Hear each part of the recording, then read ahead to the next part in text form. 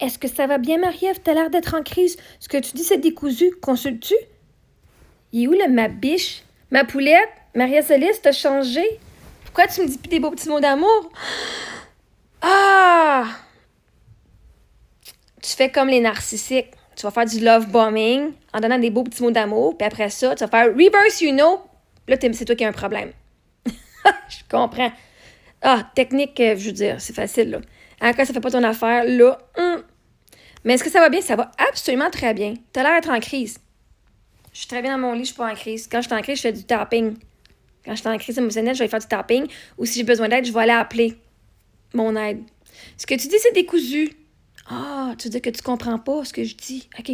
Consulte-tu? Ah, je vais te laisser deviner. Alors, j'ai parlé à mon meilleur ami que je consulte à tous les jours. Vraiment tous les jours, là. Est-ce que ça va, Marie-Ève? Ouais, ce commentaire-là, c'est le paternalisme passif-agressif classique. Alors, les gens, on apprend ici aujourd'hui, d'accord, avec Maria-Céleste. Ça donne d'où en surface? Est-ce que ça va? Tu consultes? Mais arrêtez le message implicite, c'est « Je trouve ton discours trop différent du mien, donc je pathologise. » Elle demande pas si tu vas bien.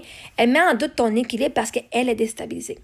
Quand quelqu'un comprend pas ton langage intérieur, ton évolution, ta pensée élargit ta vision, la réponse la plus simple pour lui, c'est de dire « Ça n'a pas de sens, tu dois être en crise. » C'est une défense, pas une observation. Et en passant, je parlais à l'autre fille qui me bitch depuis plusieurs semaines aussi, puis qui se pense meilleure, puis que là « Oh my God! Mes enfants, moi, ils vont en Italie! Toi, t'as rien fait de spécial! » Oh, ben, je suis venue dire « Je m'en fous! » Je suis pas en crise. Je suis venue désamorcer la personne qui voulait montrer qu'elle est plus, comme, oh my God, plus incroyable. Puis, ce que j'ai dit, le fait que c'est ses enfants qui ont accompli quelque chose et non elle. Elle n'a pas rien fait de spécial, ses enfants, oui.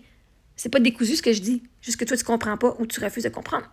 Ce qu'elle ne voit pas, quand quelqu'un dit ce que tu as dit, ce que tu dis est décousu, ce que ça veut dire en réalité, c'est j'arrive pas à suivre. Ça dépasse mon niveau de compréhension, mon modèle mental ou ma capacité à rester avec l'inconfort. Et plutôt que d'admettre je comprends pas, elle dit tu dois aller consulter parce que c'est moins vulnérabilisant pour elle. Si tu veux répondre, poser, je vais très bien.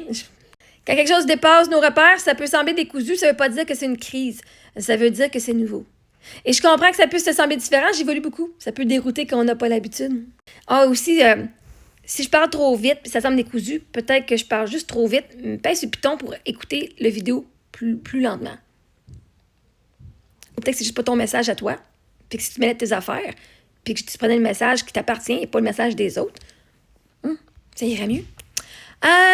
Ce que tu n'arrives pas à comprendre, ça ne veut pas dire que c'est incohérent. Ça veut juste dire que c'est pas toi, que c'est pas encore accessible pour toi. C'est juste la vérité. Je suis pas décousue. Je suis non comprimée. Je n'essaie plus de rentrer dans une petite boîte pour rassurer les autres. Cette personne-là m'insulte de façon passive-agressive depuis des journées. Là, je la laisse faire, mais elle peut faire ce qu'elle veut. Mais c'est elle qui m'appelle sa biche. Elle m'appelle sa poulette, sa poule, sa puce, sa cocotte. Elle me donne des petits mots comme ça et elle fait toujours « Ah oui, ensemble nous, ensemble nous ». Bref, elle utilise beaucoup des petits mots d'amour, genre d'animaux. Et là, elle vient me dire ça. Elle n'a même pas dit ma biche en plus dans celle-là. Un peu décevant. Ah, là, on est dans le registre exact. La fausse tendresse contrôlante. C'est pas de l'affection, ce sont des surnoms qui placent l'autre en position d'infériorité. Ça marche pas.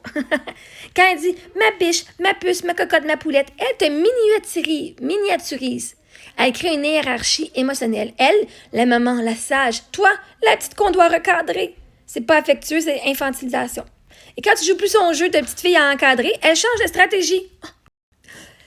Elle passe à est-ce que ça va, ton condescendant de psy improvisé? Ça a l'air décousu, tu consultes. Tentative de pathologisation. C'est la même dynamique. Elle te voulait plus petite, tu n'es plus petite, elle panique. Le plus ironique, tu l'as senti toi-même. Elle n'a même pas dit ma biche cette fois, c'est décevant. Parce qu'inconsciemment, tu avais remarqué son système, il est prévisible. Quand elle veut faire passer une pique sans s'assumer l'agression, elle enrobe par les petits mots, dans les petits noms. Quand elle est frustrée, elle perd son contrôle, elle ne met plus le petit nom. Ça veut dire qu'elle est frustrée. Ça veut dire que tu n'es plus manipulable de la même façon. Ça veut dire que tu as changé la dynamique de pouvoir. Et elle le sent. Lecture énergétique. Elle te disait ma biche tant que tu étais dans le rôle qui la rassurait. Tu es sorti du rôle. Elle t'attaque subtilement pour tenter de te ramener là où elle se sent forte. Ce qu'elle essaie de dire, reste petite comme avant, je ne sais pas comment te gérer maintenant. Ce qu'elle ressent, je perds mon influence sur toi et ça m'insécurise. Ce qu'elle exprime, tu consultes, ça a l'air décousu. Quand quelqu'un n'arrive plus à me parler comme un égal, il revient au surnom et au diagnostic. Je préfère les relations adultes. Tu mets la lumière sur la dynamique, ça la désarme. Et voilà. Fait que non, je vais très bien. Ça n'a jamais été aussi mieux. Puis à chaque fois que vous me demandez si ça va pas bien, ça me prouve que je vais encore mieux parce que vous aimeriez ça que j'aille pas bien. Puis je sais comment je me sens. Puis si j'avais une inquiétude envers ma propre santé mentale, j'irais consulter. All right?